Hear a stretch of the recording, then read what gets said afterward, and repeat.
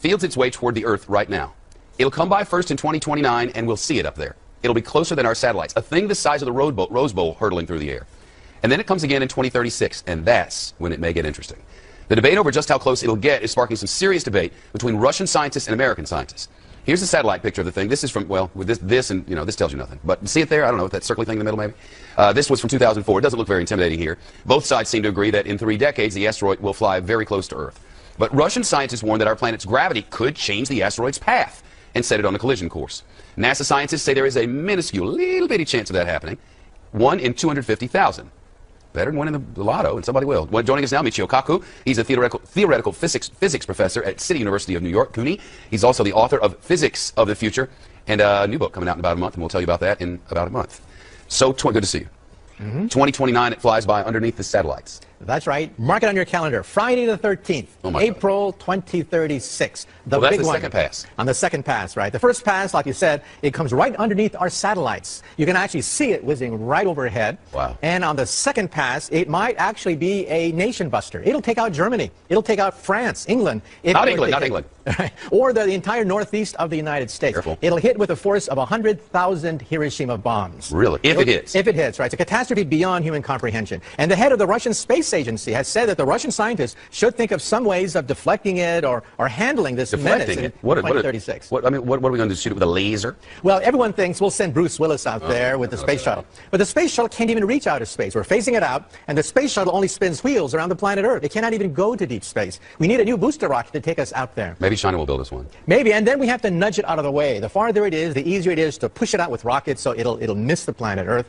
But it's something that we have to take seriously. This is the first major threat from a giant meteor or asteroid. Were it to hit us, do we know what it would do to our rotation around the sun and the spinning on the axis? Well, it will definitely affect the rotation of the Earth as it goes around the sun. The immediate impact would be a gigantic shock wave going out maybe 50 to 100 miles, then firestorms going out to hundreds of miles beyond that. Firestorms. And then meteorites raining back down on the planet Earth. So the devastation would be on the order of 500 to 1,000 miles. Think of a bullseye containing half the United States. That's the potential impact. And again, it's a very tiny probability, but we're watching it very carefully. Because the thinking among some of these Russian scientists is that the first time it passes, the gravitational pull of the Earth could pull it closer, and then on the second pass in 2036, the wild card is also the atmospheric disturbances. It's going to come right to the outskirts of our own atmosphere. Friction is going to take place, and that's unpredictable. We simply don't know how it's going to react as it whizzes through the atmosphere of the Earth, and that could affect a second pass, and that's why we're keeping our fingers crossed in 2036. 2 sets of fingers crossed. But isn't the world ending in 2012? The Mayan calendar seems to indicate. Well, if you look at the Mayan calendar, it actually says that it's cyclical, and we could be witnessing a rebirth. We should be celebrating then. And personally, I hope to be around in 2013.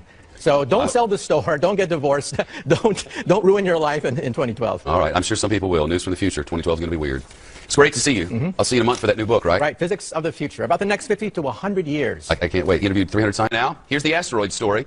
An asteroid the size of the Rose Bowl, more than 1,000 feet across, fields its way toward the Earth right now. It'll come by first in 2029, and we'll see it up there. It'll be closer than our satellites, a thing the size of the Rose Bowl hurtling through the air. And then it comes again in 2036, and that's when it may get interesting. The debate over just how close it'll get is sparking some serious debate between Russian scientists and American scientists. Here's a satellite picture of the thing. This is from, well, with this and, this tells you nothing. But see it there? I don't know. The size of the Rose Bowl, more than 1,000 feet across, fields its way toward the Earth right now. It'll come by first in 2029, and we'll see it up there. It'll be closer than our satellites, a thing the size of the Rose Bowl hurtling through the air. And then it comes again in 2036, and that's when it may get interesting. The debate over just how close it'll get is sparking some serious debate between Russian scientists and American scientists. Here's a satellite picture of the thing. This is from, well, with this and, this tells you nothing. But see it there? I don't know, that circly thing in the middle maybe? This was from 2004. It doesn't look very intimidating here. Both sides seem to agree that in 3 decades, the asteroid... Really delighted that we have such a wonderful turnout on this miserable day that will mark the Yankees' win of the first game of the series.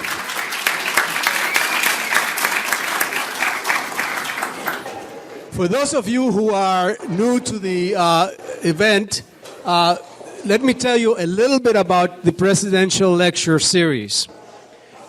We started this series in the year 2001, and the purpose of the lecture series is to showcase the tremendous talent of the faculty of the City University of New York.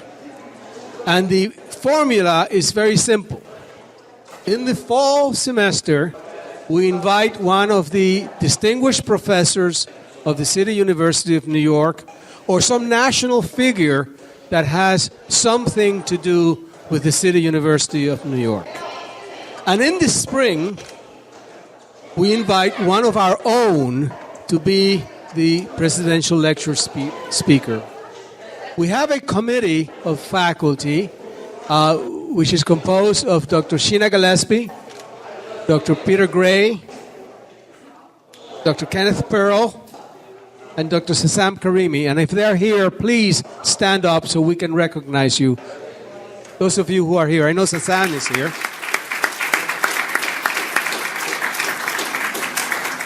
These are the individuals who bear the brunt of the consequences of asking the wrong speaker to come and speak to you. But they haven't missed yet.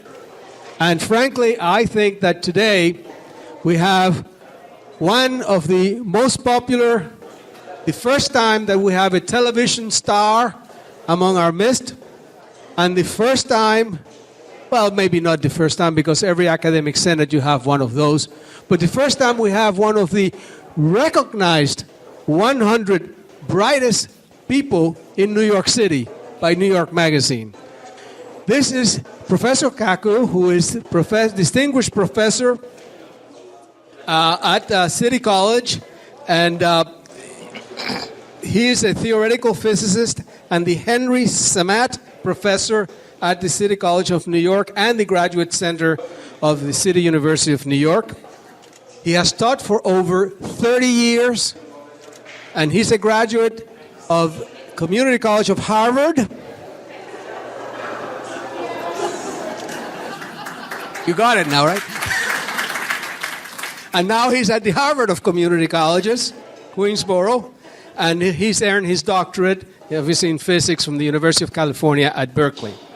He's one of the founders of the string field theory. Now, you know about string theory.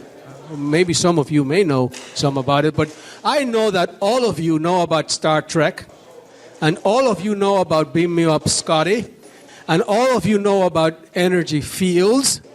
So you all know a little bit about string theory. I really personally believe that Dr. Kaku is a contender and eventually will be a winner of the Nobel Prize in Physics because of his work. And I hope that that happens. You want to have the pleasure of seeing him in person today, but if you want to see him on television, on December 1st, he starts a new series on the Sci-Fi Channel called, I'm sorry, I don't know the title of the series, but he starts a series on December 1st on the Sci-Fi Channel, and I hope that you all see it. I was very interested in looking over the book, Physics of the Impossible, because it addresses how science fiction technology will be something real in the future. And you can think about the possibilities. Think about somebody in the year 1901 thinking about going from the New York to Europe in 5 hours. Think about the impact of technology, and I'm certain he's going to talk about all of that. But use a little bit extrapolation and look at what can happen in the future, and then look a little bit to the Star Treks of the world and see how somebody has imagined what can happen in the future. But that's all in our imagination. Let's talk to an expert. Let's talk to somebody who knows the theory behind all of that technology. Please, please help me welcome Dr. Kaku, please.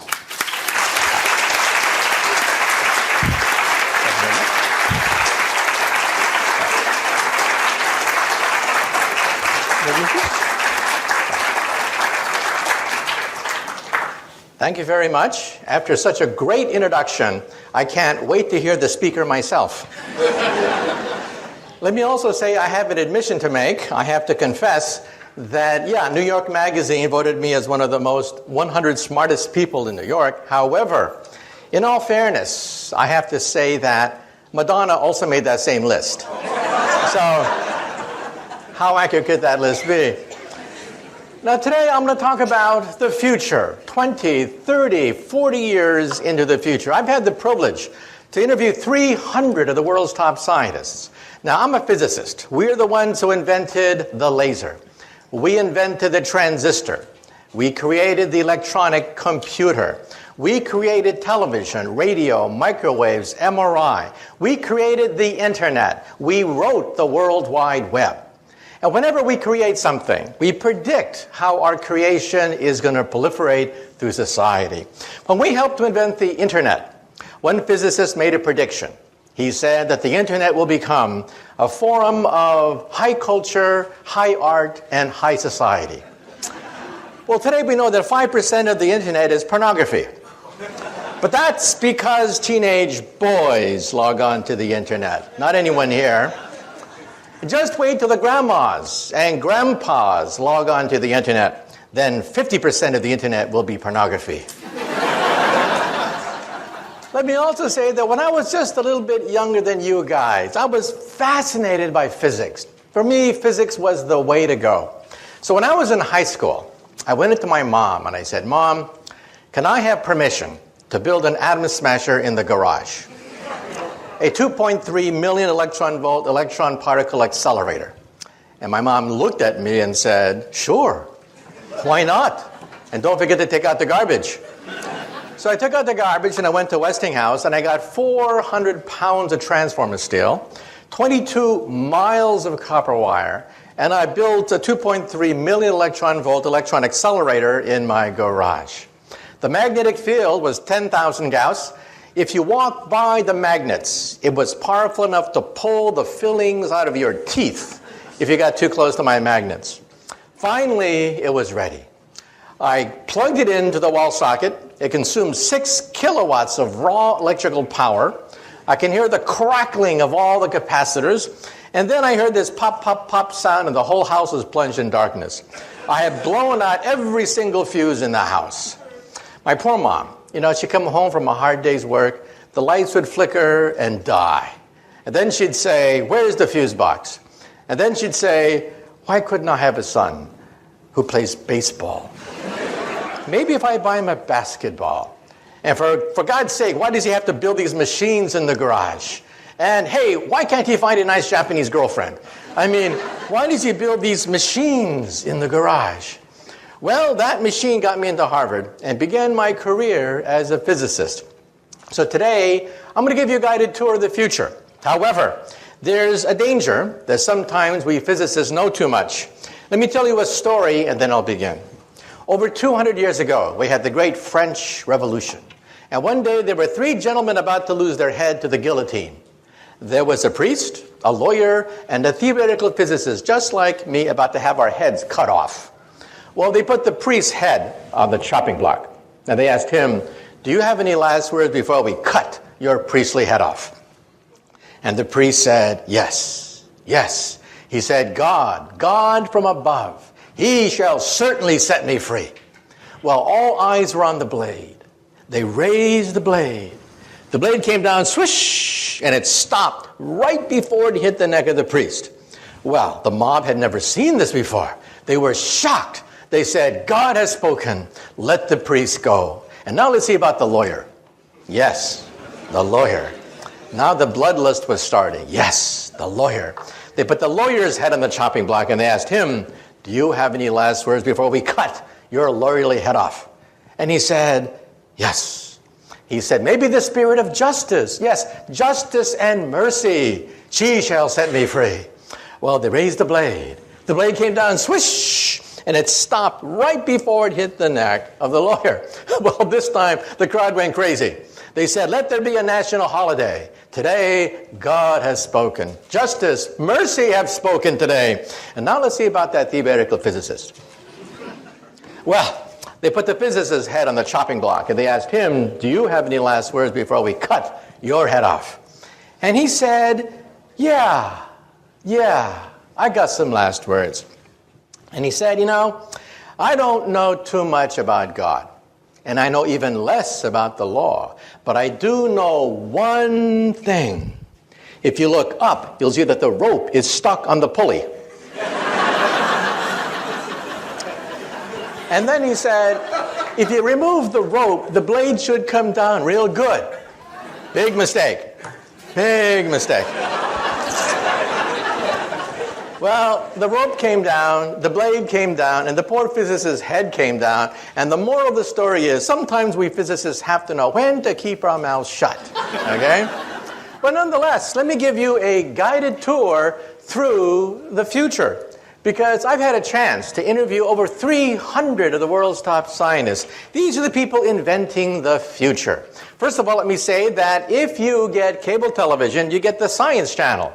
On the Science Channel, starting December 1st, as was mentioned, my book, Physics of the Impossible, is going to be appearing as a weekly TV series that I'll be hosting. Watch for it December 1st, every week after that. They call it Sci-Fi Science, Physics of the Impossible.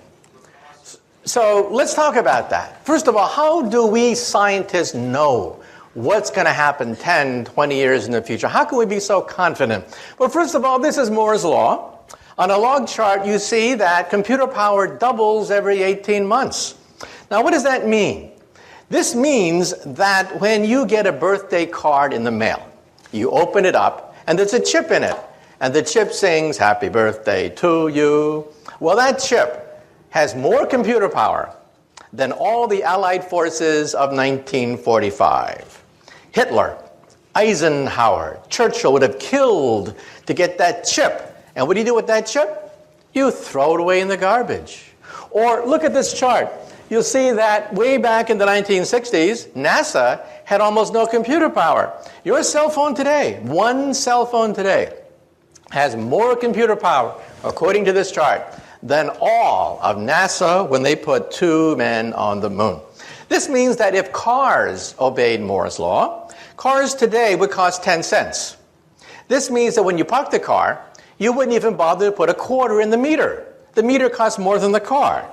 So you wouldn't have to just park the car and walk away from it. So what does this mean? This means that by 2020, computer chips will cost about a penny. That's the cost of scrap paper. So we now know the future of the computer. The future of the computer will be everywhere and nowhere, hidden in the walls, hidden in the fabric of our life, just like electricity is, everywhere and nowhere. And this is the internet. We wrote the World Wide Web. The World Wide Web was written by a physicist to keep track of subatomic particles. And you can see here that the internet corresponds to prosperity. Where there is the internet, there's prosperity, there's commerce, science, finance. Where there's no internet, there's poverty. So one thing that we physicists do is we create something and then we simply give it away for free. So how will you communicate with the internet in the future? These are glasses that have full internet capability. You can download any website, any movie, do emails from these things, and they will also recognize people's faces. How many times have you bumped into somebody on the street and you say to yourself, "Who is this person? Jim, John, Jake, I know this person." In the future, your glasses will say, "It's Jim, stupid, remember?" You met him last week. Do you want to see his entire biography for you in your glasses? And let's say you're at a cocktail party. You're looking for a job, and you don't know who the heavy hitters are. In the future, you will know exactly who to suck up to at any cocktail party. Well, let's say you don't want to look like a refugee from Star Trek. In the future, glasses will be fashionable with full internet capability. They can be flashed directly into the retina of your eye. They can be flashed right onto the screen of your glasses or used as like a jeweler's lens as an attachment to your glasses. Fashion models will be wearing these things. Young people will demand to have full internet capability, any video, any movie, any website, any music, downloaded via your glasses. Now you may say to yourself, wait a minute. Maybe I don't wear glasses. No problem. In the future, they'll be in your contact lenses. These are internet contact lenses that we physicists are trying to build. Imagine taking a final examination aha! Immediately the light bulbs begin to flash, right? Think of taking a final examination. You realize that in the future, professors are going to have to throw out their final exam because you can't simply record memorization on a final exam anymore. You'll have to convey concepts, principles, rather than memorizing the names of the crystals or the shapes of the minerals or whatever. Imagine full internet capability in your glasses. Well, we physicists are working on this even as we speak. Imagine, for example, going to a foreign country. You bump into somebody and they start to talk to you in a foreign language. No problem. In the future, you will see subtitles. Subtitles of a foreign language in your contact lens. And let's say you visit the ruins of Rome. It's such a big disappointment. You read about the great Roman Empire, and then you see all that's left, almost nothing left of the empire.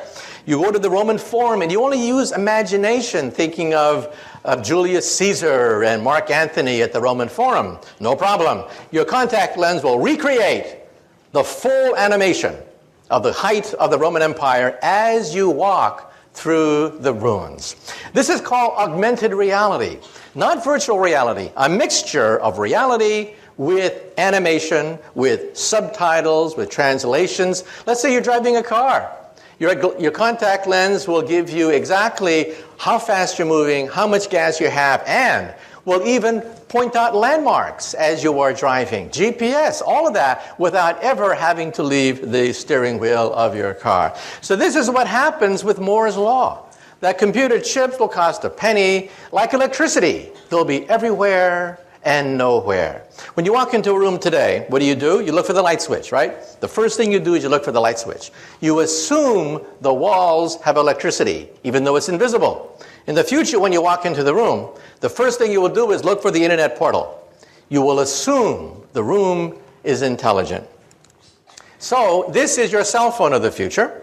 This is how you will communicate with others. One screen for any video, one screen for any website, one screen for any movie that's ever been done. You'll access the entire database of the planet Earth almost for free. And let's say you have a BlackBerry. You know how tiny that BlackBerry's a typewriter is? Well, in the future, we'll have e-paper. You'll simply scroll out paper, which is intelligent, and you'll type on that sheet of paper. So your cell phone is an entire PC. In fact, it has more power than a supercomputer of today. In fact, wallpaper will be so cheap that when you put up wallpaper, it'll be intelligent. Wallpaper will be as intelligent as your computer today. This is your living room of the future. This is how you will communicate with people. Let's say you're on a college campus, and let's say it's Friday night, and you do not have a date. We all know what you do. You get stone drunk. In the future, you'll go up to the wall screen, and you'll say, "Mirror, mirror on the wall, who's available tonight?" The wall screen will then contact all the other wall screens that are out there. The wall screen knows exactly the kind of person you like, physical characteristics, age, whatever, and hook you up to whoever else is looking at their magic mirror and saying, "Mirror, mirror on the wall." Then you'll go out and have some fun, come back to your apartment, and then you want to see a movie. So you'll say to the wall screen, "Mirror, mirror on the wall, we want to see Casablanca, except remove Humphrey Bogart's face and put my face instead. And remove Ingrid Bergman's face and put my date's face instead." Now, some people are a little bit afraid of this, but realize that when the internet was first created by we physicists, it was male, it was hierarchical, it was to dominate over the Soviet Union. Why did the Pentagon give us millions of dollars to create the internet? It wasn't so that you could email your friends. That's not why we physicists created the internet. It was created to dominate a nuclear war with Russia so we can communicate and rebuild America after New York City is in ruins, Los Angeles, Chicago are vaporized. That's how we're going to recreate America after World War III. Today, the internet is female. 51% of the users of the internet are women, and they use it to touch people. That's what it's all about. Technology looks frightening when you don't know it. But then you realize the whole purpose of the technology is to be female, to touch people, make contact with people. So the internet has flipped from being a war-fighting device to be a device that allows you to communicate to all your friends. That dog, for example, on the left, is a cyber dog. It doesn't really exist. It babysits your kids, runs, barks. That dog does everything except pee on your carpet. Let's say it's Thanksgiving time and you're lonely because one son's in Australia, another one's in Russia. We're putting chips everywhere. Chips are going into toys now. Toys are becoming intelligent. This is causing a problem for the English language. A contradiction in terms called smart Barbie dolls. Another contradiction in terms is Microsoft Works. That is also a contradiction in terms. So again, any technology looks frightening when you first see it, and then you realize, hey, the whole purpose of this technology is to touch someone, to reach out and to touch people. This is your office of the future. Today, of course, your office is built around the PC, but why should that be? The PC of the future will disappear. The future of the computer is to disappear. Electricity has disappeared. We no longer see electricity. Intelligence will also disappear into the fabric of our lives. These are scrap computers. This is your office of the future. You'll scribble on a sheet that has full word processing capability, paint capability, and then you'll throw it away. And as you go from room to room, the files move with you. Your files are more important than the computer. The computer only costs a few pennies, after all. In fact, when you go shopping, today you have a barcode whenever you buy something. In the future, instead of having a barcode, it'll have a chip. The chip will cost less than the barcode of the future. And so this is how you will move from office to car, car to home, home to office. The software follows you seamlessly everywhere you go. This is your cubicle of the future. This is how you will operate. And like I said before, if you don't like to be in a cubicle, you just talk to the wallpaper. The wallpaper is fully intelligent with a screen, what have you. This is the car of the future. I had a chance to drive this car. This car has no driver. It is a driverless car. These cars have now driven hundreds of miles in the Mojave Desert without a driver. GPS is the secret to allow this car to drive. And for the Discovery Channel, they put me in the driver's seat. I started to drive the car, and then I went like this. Try to drive like this next time. This means that traffic accidents could disappear from the English language. Traffic jams, traffic accidents could disappear as the cars literally drive themselves. And let's talk about health. Health is going to be turned upside down. First of all, when you go to the doctor, your doctor will be in your toilet. You'll go to the doctor 3 times a day. The doctor will analyze your body fluids, and it will tell you that you eat too much animal fat, too much salt, too much sugar in your diet. Isn't the future wonderful? Even your toilet will tell you that you have an unhealthy diet. Well, ladies and gentlemen, this could be the cure for cancer. Because today, if you feel something in your breast, it's too late. It's really too late. You have 10 billion cancer cells growing inside your breast. Surgery is required almost immediately. In the future, when you go to the toilet, your toilet will analyze proteins emitted from cancer colonies of maybe 100 cancer cells, not 10 billion, but 100, and tell you, oh, by the way, you'll have breast cancer in 10 years. Well, watch out, but no rush. And there'll be chips scattered throughout your bathroom, which will analyze DNA. How do we know this? Because my friends are building these chips. They're called DNA chips. Chips that allow you to scan DNA within a matter of minutes. So even as you're going to the bathroom, combing your hair, what have you, your bathroom is giving you a complete medical examination.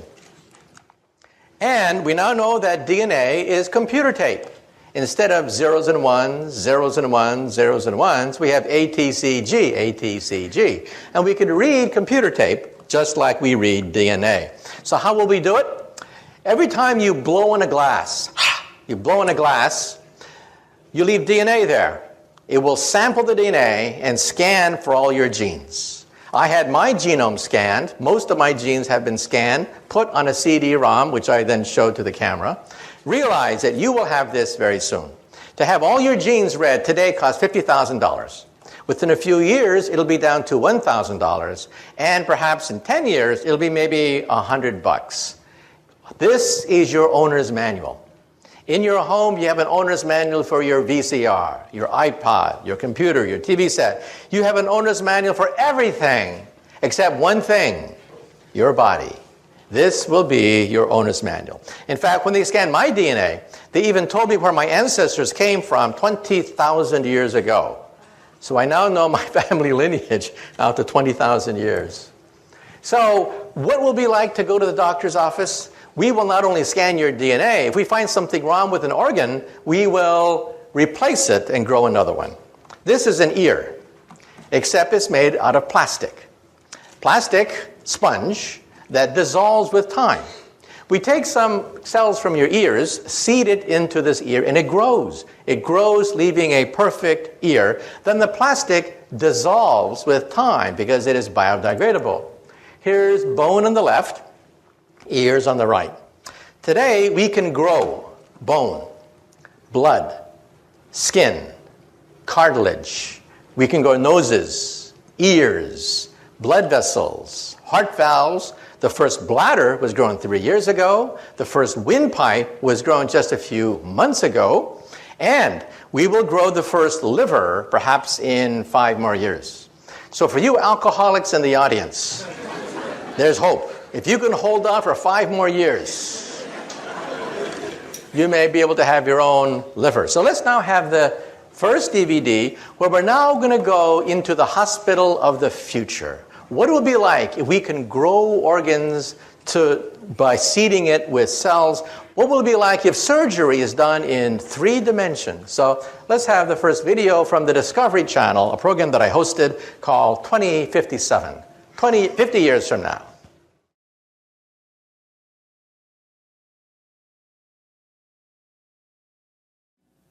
So, as computer power doubles every 18 months, it means that every aspect of our life, finance, commerce, health, is going to be turned upside down as we begin to realize that computer power can enrich our lives. This is the world's first bladder, a human bladder that was grown from a young girl's own cells and implanted into that young woman.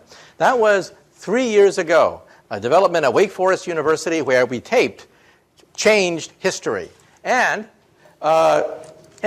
within 5 years, we hope to have the first pancreas, the first liver, perhaps even the first kidney. These are the frontier organs that are now being looked at to be grown in the laboratory. The first windpipe was grown just 3 months ago, and in mice, we actually grew an entire heart. An entire mouse heart was grown just last year. And how is it possible? Because computer power means that we can sequence genes, we can put doctors in touch with each other. It has accelerated medical advances. And now, let me say a few things about artificial intelligence. Well, one day, will we have robots, the robots that we see in science fiction? Well, this is Asimo. Asimo is the world's most advanced robot. Asimo can run, Asimo can walk, climb up stairs, Asimo can dance. In fact, Asimo can dance better than me. I had a chance to meet Asimo, and the question is, how smart is our most advanced robot? And can these robots even have emotions so that we can bond with them? Let's have now the second video, where we will now go to Tokyo. We're now going to go to Tokyo and meet the world's most advanced robot. And the question is, well, one day, will they become smarter than us? Well, one day they put us in zoos and throw peanuts at us and make us dance behind bars? Well, let's conceive robots.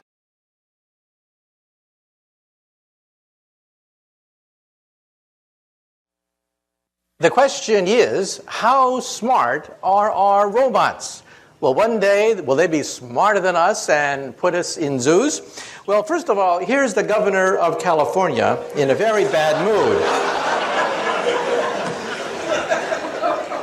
So, well, one day, will we have to deal with mad governors? Well, let's take a look at Asimo. You saw Asimo, the world's most advanced robot. How smart is Asimo? Well, let me tell you.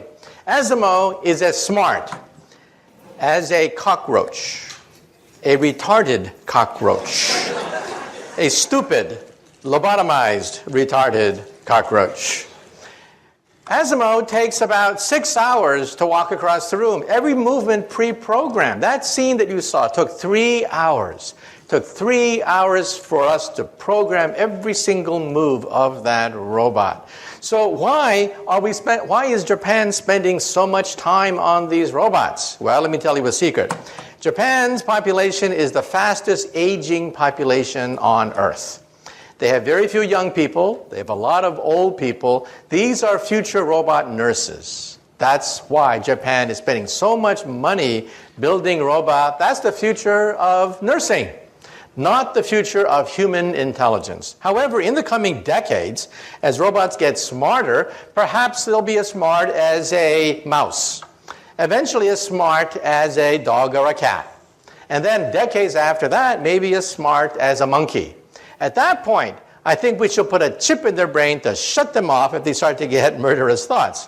But that's not for a while. That's decades into the future. We'll have plenty of warning.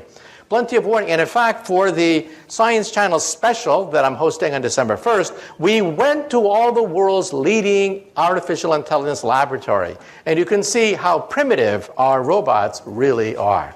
Well, let's say a few more things that we discussed in the Science Channel documentary. Invisibility. Believe it or not, we physicists believe that invisibility is possible. We flew down to Duke University, and we filmed the world's first microwave invisibility device. It'll make an object invisible to microwaves, and we went to Berkeley, where they can actually now do it for visible light. Now, there is a problem. If you are inside an invisibility cloak, you cannot see outside. It's only a one-way trip. Therefore, if you are inside the invisibility cloak, you need to punch 2 eyeballs so you can see outside. So from the outside, you see 2 floating eyeballs, or here, a floating head. So remember that metamaterials allows us to bend microwave radiations around an object, just like water flows around a boulder. If you were downstream from a boulder, you don't know that there is a boulder upstream. That works for microwaves, and at Berkeley and Caltech, on a microscopic scale, they showed that it works for visible light as well. So this means that in the coming years, coming decades, we may be able to attain full invisibility, just like you see in the movies, but we don't have it yet. Also, teleportation. Wouldn't it be great to simply zap yourself across the room, just like they do in Star Trek? Well, this is called quantum teleportation. And for the Science Channel TV series, we went down to Maryland, to the University of Maryland, where we actually photographed, with a TV camera, actually photographed an atom being zapped across the room. A TV screen lit up every time an atom was teleported from one chamber to the next chamber. Now, this, of course, creates problems, because if you're Captain Kirk, you have to die, you have to dissolve in the process of creating a copy of Captain Kirk over there. So who is that imposter over there? That imposter over there looks like Captain Kirk. He sells Priceline just like Captain Kirk, okay? So who is that person over there? You just saw him die, and there he is selling Priceline over there. It really makes you wonder, who are we? Are we just information? That information can be zapped from one place to another? And believe it or not, telepathy is coming faster than you think. We taped this again for the Science Channel special, 12 episodes, 30 minutes apiece, starting December 1st. Here's how it works. This is Brown University, where we have a stroke victim on the lower right. He is paralyzed. He cannot move. He cannot communicate with his loved ones. He is a quadriplegic, a stroke victim. On the upper left is a chip. They put the chip in his brain, shown on the lower left. You can see the dot where the chip is placed. You hook up that chip to a laptop. That person, who is now totally paralyzed, can now read emails, surf the web, answer emails, do crossword puzzles, do everything you can do on a computer, except this person happens to be paralyzed. This means that in the future, you may want to simply communicate with the web by thinking about it. We can also use this technology, by the way. This is how it works, by the way. He's allowed to see the laptop. You see the connection on the right, an electrode that connects to a laptop computer, the world's first direct link between the human mind and a computer. And also in Japan, they have very tediously mapped images of the brain onto an MRI scan and had a computer recognize them. We can actually see the outlines now, the decoded outlines of an object that you are looking at with your eyeballs. This means that when you are asleep and are dreaming, we may be able to photograph some of the dreams that you have. This has already been done at Kyoto University, not with dreams, but with the person looking at an object. A computer decodes the images on an MRI scan. We can now recognize, the first thing that was done was a horseshoe. You can actually see the horseshoe, the person's horseshoe that he's looking at via an MRI scan. But in the article, it says that the next target is dreams. Maybe one day we'll be able to record your dreams. This is how it looks like. You have to put this thing on top of your head, but in the future, it may be invisible. It may be painless and invisible, and you'll be able to surf the web all by yourself. Also, we should also point out that we can actually use this for a lie detector test. When you tell a lie, your brain scan lights up like a Christmas tree. That's because first, you have to know the truth. Second, you have to create the lie. Third, you have to create the cover-up of the lie. And fourth, you have to analyze the consistency of the cover-up with all the other lies you've been telling all these years. That's a lot of brain power. And you can actually see that on an MRI scan. Now let me say a few things about the far future. So far, everything I've talked about is the near future. We're talking about 10, 20, 50 years in the future. Now let's look even farther. We went to NASA. And we visited the scientists who dream of one day building a starship. This, of course, is far beyond anything we can muster with today's technology. However, we actually interviewed scientists who believe that it may be possible to bend the fabric of space and time so that we can leap forwards across enormous distances, perhaps using Einstein's theory. This is a black hole. Black holes are not science fiction anymore. We photographed the accretion disk of black holes. This black hole lies at the center of a gigantic galaxy, NGC 4258. That dot you see at the very center is about 1 light year across. In the inside of the dot is a raging black hole. In fact, if you want to see a black hole tonight, go outside, look in the direction of Sagittarius. That is the center of the Milky Way galaxy. There's a black hole there, which in some sense lies at the center of our galaxy. So kids ask the question, if the moon goes around the Earth goes around the sun, then what does the sun go around?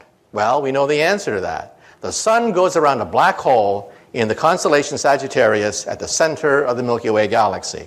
Now, if you look at that black hole, it's rather disappointing. Dust clouds obscure the galactic nuclei.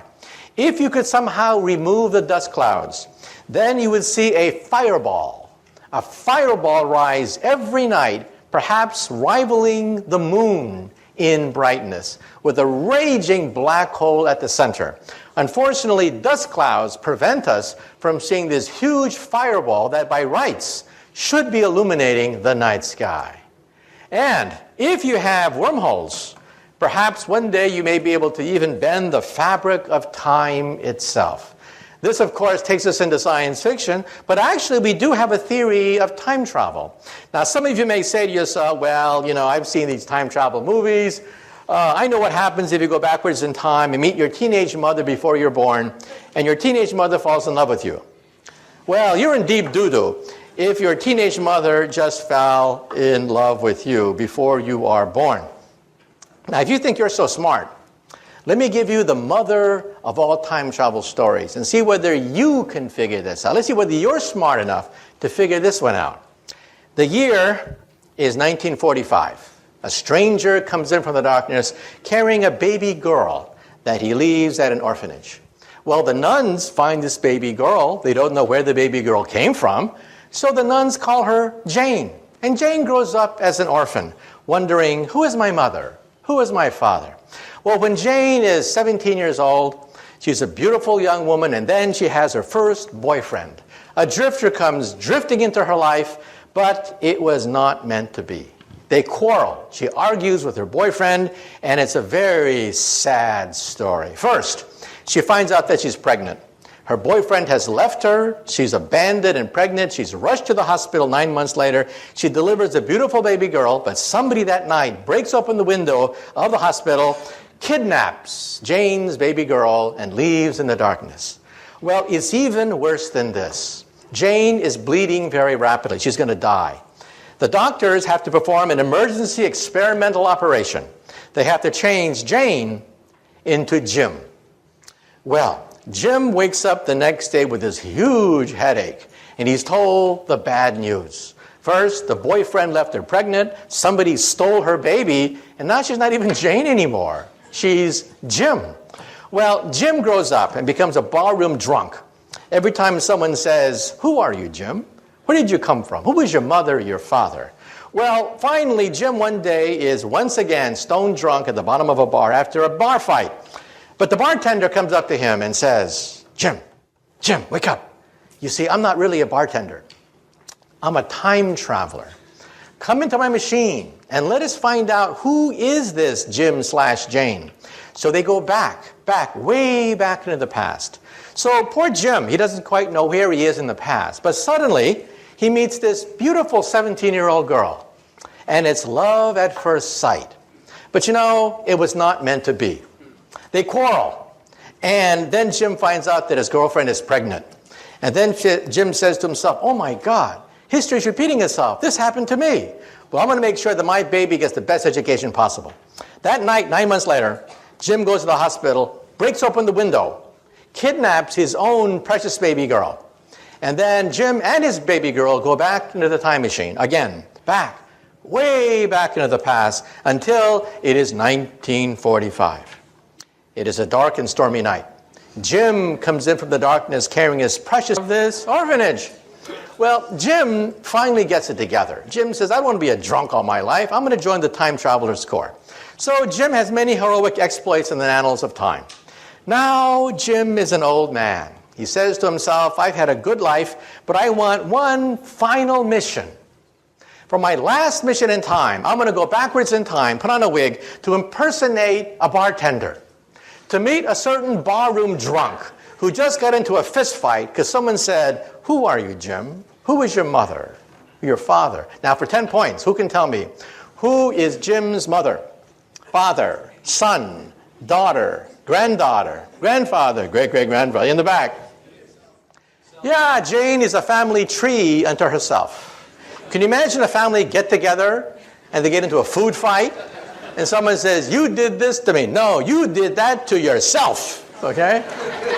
Well, we physicists think about this. This is a wormhole.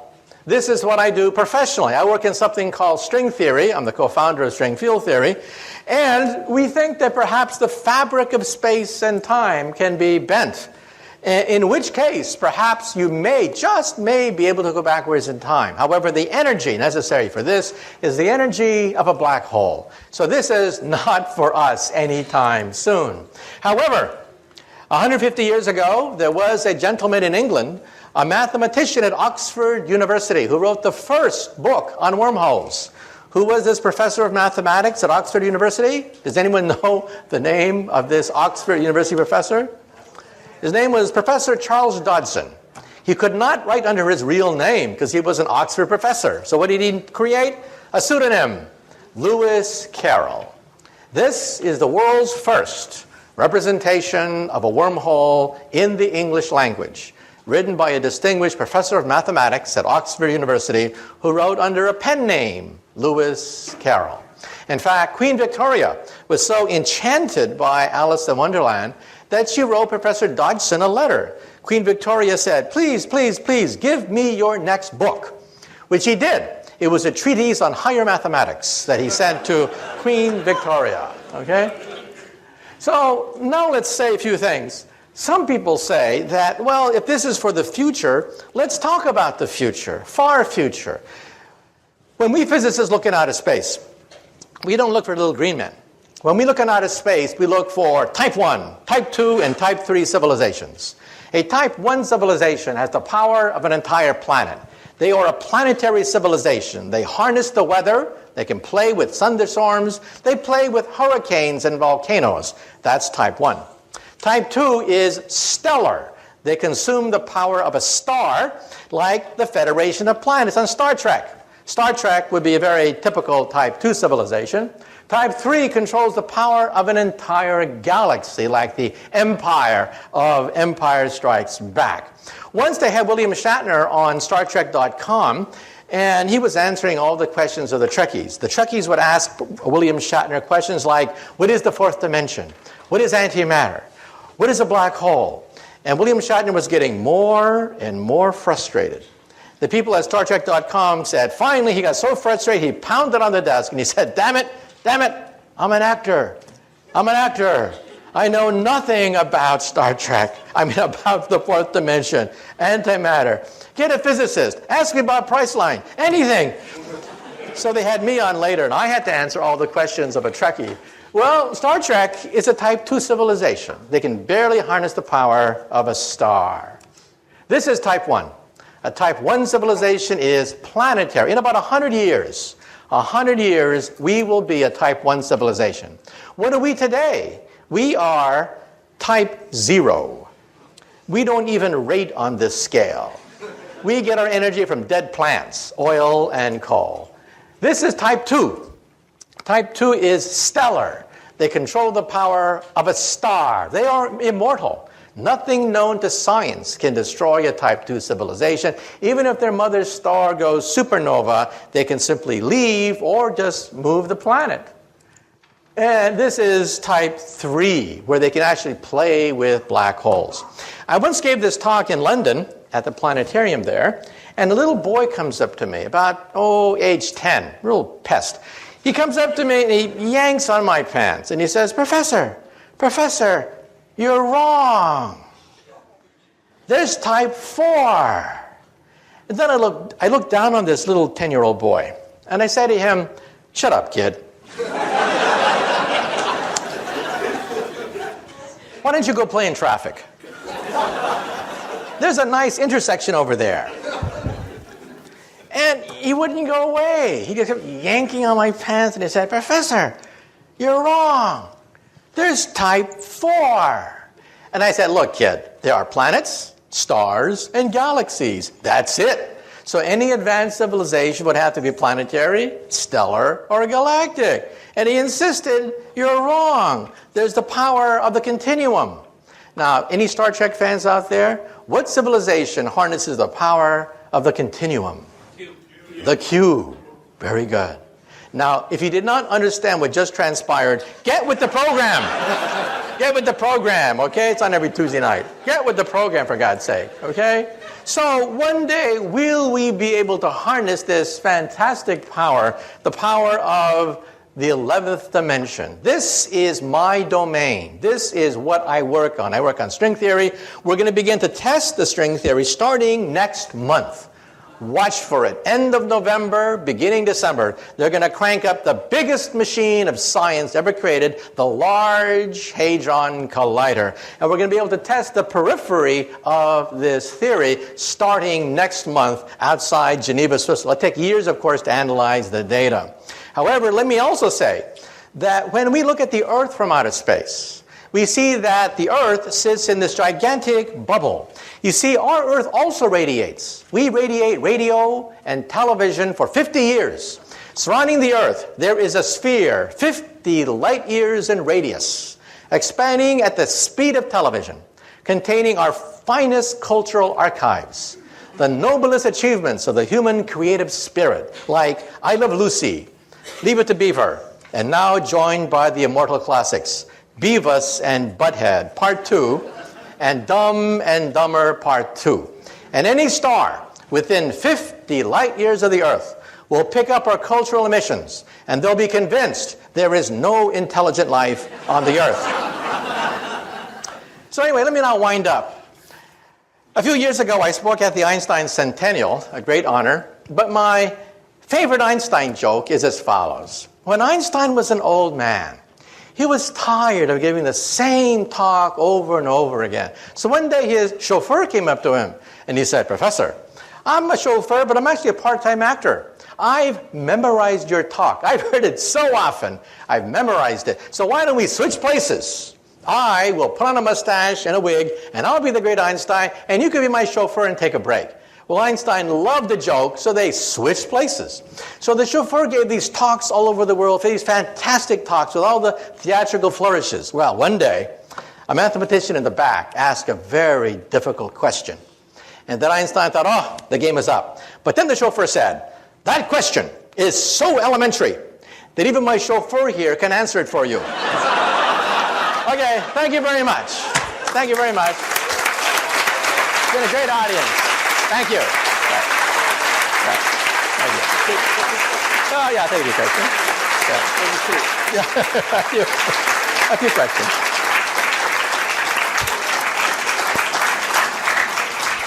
Wonderful, right? Really wonderful. Dr. Kaku will take 2 or 3 questions because the time is short.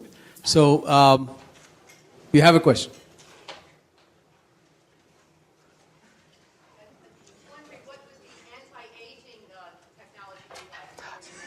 Okay.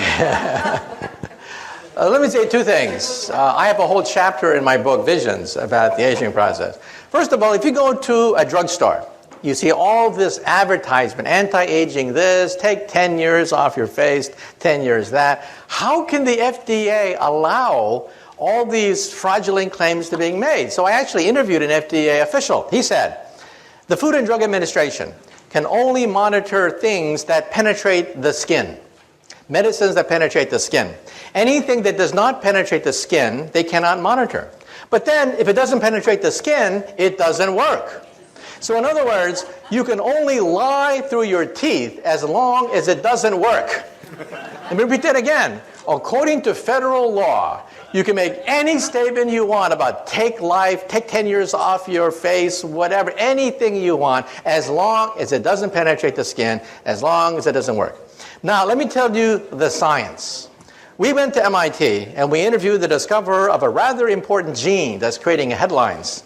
Oprah Winfrey devoted a show to it. 60 Minutes devoted to a show to it. It's called SIR2. It is a gene and a protein that seems to mimic caloric restriction. Now, there is one and only one way of multiplying the lifespan of an organism, all the way from yeast cells, spiders, insects, mice, rabbits, dogs, cats, monkeys were analyzed, and the results came out front page of the New York Times about 2 months ago. If you starve yourself and consume 30% less calories, you live 30% longer. Now, how many of us want to starve ourselves? But the genetic mechanism of that is gradually being worked out. It turns out that the human body, or any organism, has 2 choices. One is, if you undergo famine, you have to hunker down, eat less, lower metabolism, and just ride out the famine. The other one is consume all you want and have children. So a body has 2 choices. Animals mostly suffer famine. Famine is a normal state of most animals. So animals do this all the time. They hunker down, eat less, reduce metabolism, and ride out the period of famine until they can gorge themselves and have children. Well, you found the gene, SIR2, which actually mimics that behavior without having to starve yourself. Now, is it the fountain of youth? I interviewed the guy who discovered it, and he said, no. Don't believe the hype. However, he said, once we do find the fountain of youth, it may be part of it. So the point I'm raising is we're now working out the genetics of the aging process. Did you know, for example, that some animals don't die? Crocodiles, alligators, flounders, they just keep getting larger. They don't die at all. They're just as vigorous at 70 as they are at 5. So how come your textbook says that crocodiles die at age 70? That's because the zookeeper died at age 70, okay? Crocodiles just keep on going. They have no known finite lifespan. They simply get bigger. So in the animal kingdom, it's not necessary to die or age. They just keep getting bigger. That's why you don't see gigantic crocodiles, is because they die of starvation, accidents, or disease. But they have no finite lifespan. So it's not necessary to die. They're just as vigorous with no aging. So the short thing of it is, A, it's still a long ways to go. However, B, we scientists are now seriously looking at the possibility of retarding the aging process. We do not, I repeat, not have the fountain of youth. However, as one scientist said, I regret the fact that my generation may be the last generation to die. Well, I think that's an exaggeration. I think people will be dying for quite a while into the future. But it does mean that real progress is being made in the aging process, which is something I could not have said a few years ago.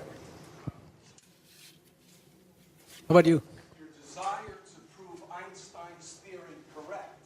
How close are you? Well, we want to go beyond Einstein, because Einstein's theory breaks down at the center of a black hole and at the instant of creation. Einstein's theory makes no sense whatsoever.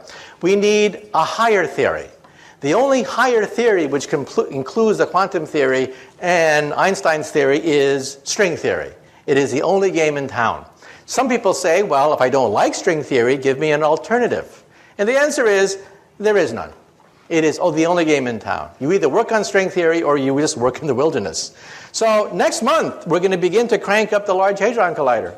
Now, the Large Hadron Collider will not eat up the Earth, as some people claim, because every day cosmic rays from Mother Nature rains radiation on the Earth more powerful than anything we can create with this pea shooter called the Large Hadron Collider. So we're going to begin to test the periphery of the theory. The theory itself is too difficult to test directly, but we have to find indirect proofs by looking for what are called sparticles. Sparticles are superparticles, a new class of particles that we hope to create with the Large Hadron Collider. And again, it'll take a few years to analyze the data, but the machine will be cranked up next month. By the way, I just spoke in Texas last month, and the people in Texas know that they had the Super Collider to be built outside Dallas, Texas. The Super Collider was to be 3 times bigger than the Switzerland machine. So how come it's not based in the United States? How come we had this brain drain to Switzerland? Well, it's because in 1993, there were cost overruns on the Super Collider, and in the last day of hearings, a congressman asked a physicist in the last day of hearings, quote, "Will we find God with your machine?" On the last day of hearings. Everything hinged on this one answer. So the poor professor of physics said, "We will find the Higgs boson." At that point, you could hear all the jaws hit the floor of Congress. $11 billion for another goddamn subatomic particle. The vote was taken the next day, and our machine was canceled. And that's why we have this brain drain to Switzerland right now. Since then, we physicists have been replaying that question over and over and over again in our minds. How should we have answered that question? Well, I would have said this. I would have said God, by whatever signs or symbols you ascribe to the deity. This machine will take us as humanly possible to his or her greatest creation, Genesis. This is a Genesis machine. It'll recreate on a tiny scale the most momentous event in the history of our universe, its birth. Instead, we said Higgs boson, and our machine was canceled. I should hope that the next time we get asked that question, we think about the answer a little bit more. Okay, one last question. Last question. About right there. I'm curious about ethics, and I wonder if, you seem like a really smart person, but some of that technology you described at the beginning in the hands of some not so intelligent people seems like you could set up a big brother situation very quickly, like the doctor in my toilet. Okay, first of all, when people ask about 1984, I had a chance to go back to 1984, rereading it again when I was writing my book, Visions. And I realized something. The Internet could have been a device like what happened in 1984. A device which monitors everything, knows everything. However, an event happened, and that is the Soviet Union broke up. The Internet was a war-fighting machine. Secret, for the most part, devised by military scientists, used by physicists like myself. But after the breakup of the Soviet Union, the National Science Foundation did something rather momentous. They gave it away for free. For free, they gave it away. Today, it is impossible to recreate 1984 because the internet is everywhere. If the President of the United States were to try to ban the internet, the reaction would be laughter. People would just laugh at him. It's unstoppable. So I think 1984 is not possible. However, there was another book written around that time. And that other book was called Brave New World by Aldous Huxley. That's a book that we really do have to worry about. Because in that book was set 600 years in the future. In that book, they have cloning. In that book, they have drugs everywhere. In that book, they have the stratification of the human species. In that book, well, we have about 80% of that book today. Forget 600 years in the future. Welcome to the Brave New World. So we do have to worry about some of the ethical questions raised in Brave New World. But as far as the problem of computers, the problem is not Big Brother. The problem is Little Brother.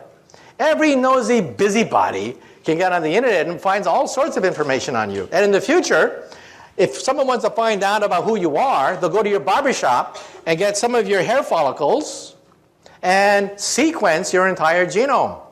This means that the National Enquirer, instead of getting photographs of Brad Pitt, will have his entire genome read by getting some of his, his hair, and it's going to create a huge problem of genetic privacy. Today, if you have a matchmaker, one of the principal purposes of a matchmaker is to look for hidden diseases inside your family tree. Well, in the future, all a matchmaker has to do is go to your barbershop and can find all sorts of genetic diseases inside your family tree. So genetic privacy is going to be a problem because DNA sequencing is so advanced, and it only costs a few $100 to analyze every single gene in your body. Okay, well, thank you very much. Thank you very much. It's been a great crowd. Thank you. Thank you.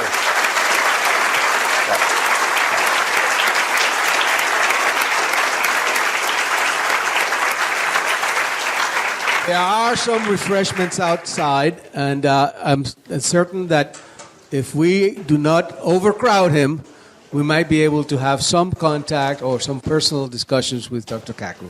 Thank you again for coming. Okay.